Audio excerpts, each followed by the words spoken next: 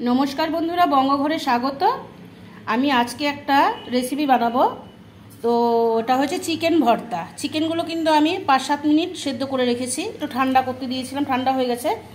এবার কাঁটা চামচের সাহায্যে হোক হাতের সাহায্যে এগুলো আমি ছাড়িয়ে নিচ্ছি, ঠিক আছে। তারপর আমি দেখাচ্ছি আপনাদেরকে রান্নাটা।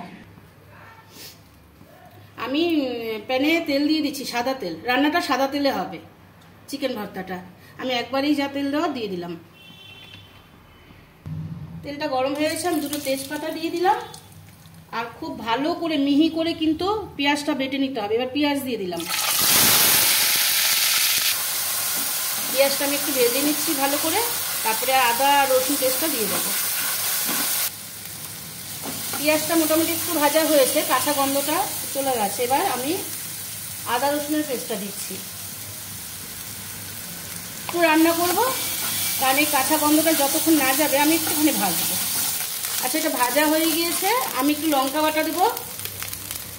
আপনারা চাইলে কাঁচা লঙ্কা দিয়েও করতে পারেন, আর কাশ্মীরি কালারের জন্য কাশ্মীরি লঙ্কার গুঁড়ো দিতে পারেন। আমি একটু লঙ্কা বাটা দিয়েছি, আমি তো একটু ঝাল ভালোবাসি। একটু জল দিচ্ছি, সামান্য একটু জল। একটু ভাজা ভাজা করবো। এবার আমি দেবো, নুন দেবো। নুনটা দিয়ে দিলাম, স্বাদ মতো নুন দিলাম। লাগলে আবার একটু পরে দেবো। কম করে দেওয়া ভালো, বেশি হয়ে গেলে প্রবলেম, কম হলে দিয়ে খাওয়া যায়। একটু কষিয়ে নিচ্ছি, ছাড়িয়ে রেখেছিলাম এরকমভাবে। আমি এবার চিকেনটা দিয়ে দিচ্ছি।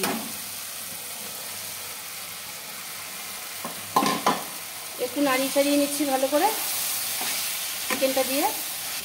আমি হলুদটা দিতে ভুলে গিয়েছিলাম, এখন হলুদটা দিয়ে দিলাম। তাতে কোনো প্রভাব পড়বে না, ঠিকই থাকবে।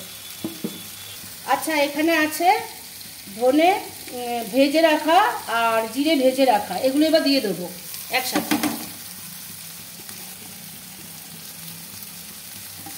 এটা দিয়ে আমি আরেকটু রান্না করবো, আরটা মানে গ্যাসটা একটু সিমে করে।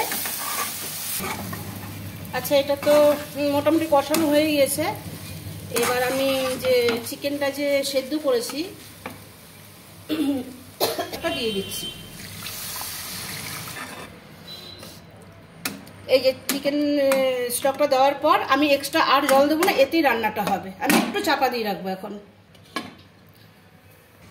আমি একটু দেখে নিচ্ছি, ঢাকনাটা নামিয়ে।